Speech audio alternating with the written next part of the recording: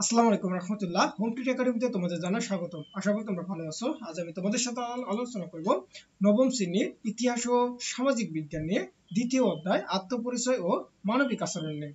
তোমাদেরকে বলতে চাই, তোমরা যদি আমার চ্যানেল নতুন হয়ে থাকো অবশ্যই চ্যানেলকে সাবস্ক্রাইব করিও। তাহলে আজকে আমাদের মূল আলোচনার বিষয় মূলত হচ্ছে আরব বেদুইনদের জীবন নিয়ে। অর্থাৎ এখানে দেখো যে এখানে একটা আমাদের কাজ রয়েছে, অর্থাৎ অনুসরণী কাজ 4। অর্থাৎ আমরা এখানে আমরা কি করব, আরব বেদুইনদের আচরণিক বৈশিষ্ট্য মূলত কি করব, নির্ণয় করব। অর্থাৎ সেগুলো আমরা এই ফাঁকা ঘরে কি করতে হবে, লিখতে হবে। তো চলো তার আগে আমরা একটু দেখে নেওয়া যাক যে আসলে এখানে কি বলতেছে আরব বেদুইনদের সম্পর্কে।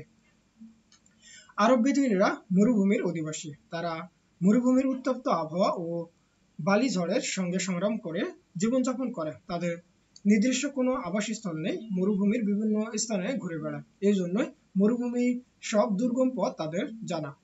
ব্যবসা বাণিজ্য বা মালামাল পরিবহনের যে কোনো কাফেলার পথ প্রদর্শক তারা, এবং মরুভূমির খেজুরই হচ্ছে তাদের প্রধান খাবার। তারা বিভিন্ন পশু যেমন উট, ভেড়া ইত্যাদি পালন করে। যেখানেই এই পশুদের খাবারের জন্য জায়গা পায় সেখানেই তারা সাময়িকভাবে থাকতে শুরু করে। তারপরে কি বলতেছে যে বেদুইনেরা তাদের ঘোড়ায় চড়ে তীব্র বেগে চড়ে বেড়ায় মরুভূমির এক প্রান্ত থেকে অন্য প্রান্ত, এবং তাদের ক্লান্তিহীন অনিশ্চিত জীবন যেন এক গতিময় যে জীবন ছুটছে নতুন কোনো সম্ভাবনার খোঁজে। মরুভূমির আবহাওয়া ও ভূপ্রকৃতি বৈশিষ্ট্য তাদের কাছে পরিশ্রমী, উদ্যমী ও বলিষ্ঠ।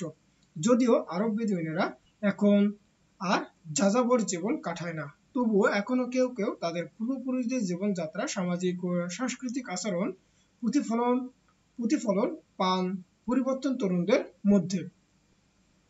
এভাবেই ভৌগোলিক, সামাজিক ও সাংস্কৃতিক ও রাজনৈতিক প্রেক্ষাপট আর আরব বেদুইনদের আচরণিক রীতি গঠনে ভূমিকা রেখেছে। আমরা ইতিমধ্যে আরব বেদুইনদের নিয়ে যা যা জানলাম, তার সঙ্গে বই, পত্রিকা, ম্যাগাজিন ইত্যাদি উৎস থেকে তথ্য নিয়ে আরব বেদুইনদের কয়েকটি আচরণিক বৈশিষ্ট্য নির্ণয় করি। অর্থাৎ আমাকে কি করতে হবে, এই আরব বেদুইনদের আচরণিক কয়েকটি বৈশিষ্ট্য কি করতে হবে, লিখতে হবে। চলো আমরা এর একটা নমুনা উত্তর দেখে নেওয়া যাক।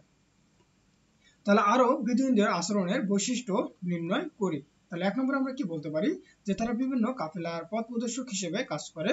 2 নম্বরে বলতে পারি তাদের জীবন ক্লান্তিহীন, অনিশ্চিত, গতিময়।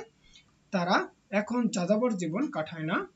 4 নম্বরে বলতে পারি যে মরুভূমির আবহাওয়া ও ভূপ্রকৃতি বৈশিষ্ট্য তাদের তৈরি করেছে পরিশ্রমী, উদ্যমী ও বলিষ্ঠ। তারপরে 5 নম্বরে আমরা বলতে পারি কি, যে তাদের নিজস্ব আবাস স্থল নেই, স্থায়ীভাবে মরুভূমিতে ঘুরে বেড়ায়। তারপরে 6 নম্বরে বলতে পারি তাদের রয়েছে প্রতিকূল পরিবেশ টিকে থাকা ক্ষমতা। তাহলে আশা করি তোমরা এতটুকু বুঝতে পারছো। তাহলে আজকের মতো এই পর্যন্ত। তোমরা সকলে ভালো থাকো, সুস্থ থাকো। আল্লাহ হাফেজ।